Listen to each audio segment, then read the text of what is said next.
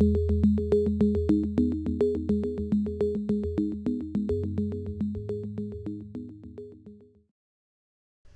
this video, we'll talk about several things related to rotating parts, including how to rotate nested parts, restricting part rotation, and then how to move parts around on the nest using bumping.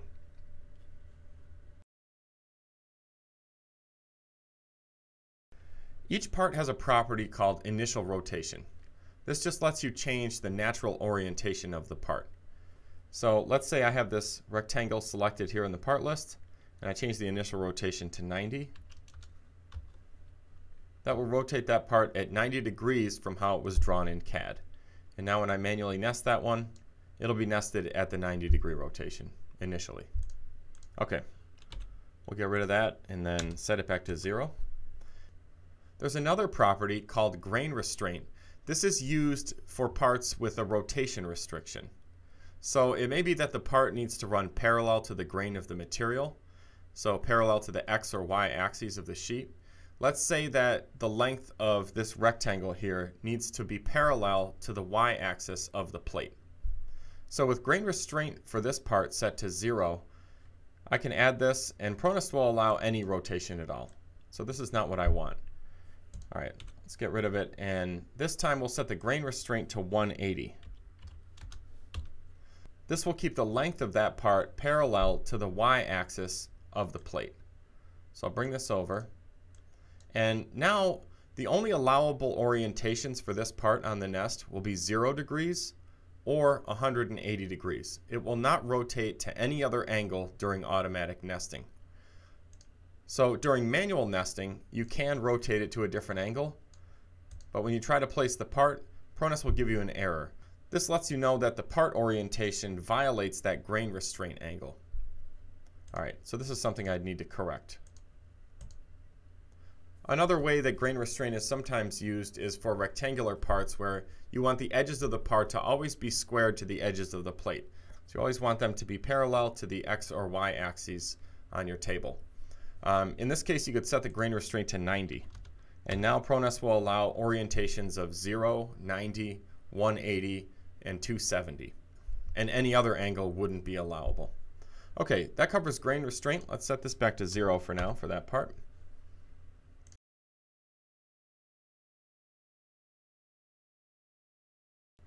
So you'll notice as the part is selected on the nest, several things happen. First, in the part list, there's a small number in brackets that appears. And that's the number of copies of that part that are currently selected. So that's what that indicates. Also, there's a Parts tab that appears up in the ribbon, and this contains controls for the selection only. So you can select one or more parts at a time, and the items on that Parts tab will apply only to the selected items. So I can duplicate the part, mirror the part, and then rotate it. Let's take a quick look at rotating a selected part. So the rotation commands are up in the ribbon.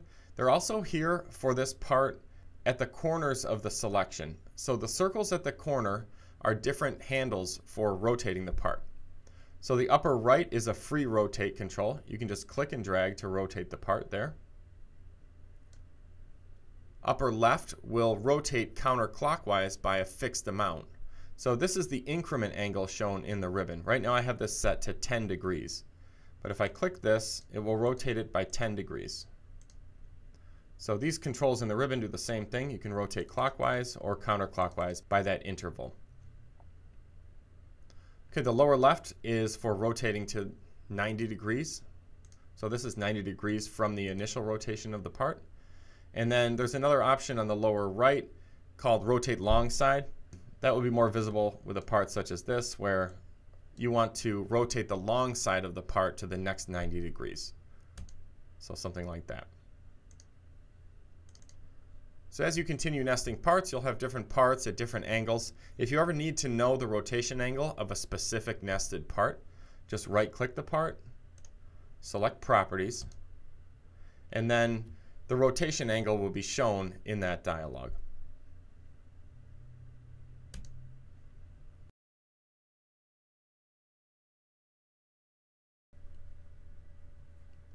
In the previous video, we looked at Smart Drag, which controls how parts bump up against plate edges or other nested parts as they're being dragged. So like this. There are some other ways of bumping parts in ProNest. All selected parts have 4 boxes that appear at the edges. These are the bump handles. You can just click a bump handle in order to bump the part in that direction. You can also use the keys on your keyboard to do this. So up, down, left, and right. Notice that as you do this, it will bump the part to the nearest plate edge or neighboring part using the separation values from your process parameters settings for spacing. So let's zoom in a little bit on this part here. There's a spacing value that's used here. If you want to see that, on the View tab, select Separations. And I have a plate separation value of 0.5 or 1/2 inch right now. So this is coming from settings, and this is what's being used. If I were to bump this to the nearest part, this has a part separation value of 1/4 inch or 0.25. So again, that's coming from settings, and you can adjust that value nest by nest if you need to in these boxes. Okay, we also have a 0 separation bump. So if you want to bump and ignore those separation values, hold the Control key and then click the bump handle, or just use your keyboard, and then it will bump the part and use a separation value of 0. So there's no space left in between. This is primarily used for applications like common line cutting. Next is a nudge. So you can just bump the part a short distance by holding the Shift key and then clicking, and the part will be moved a small distance in that direction. And that distance can be configured in your nesting settings. That's called the nudge distance.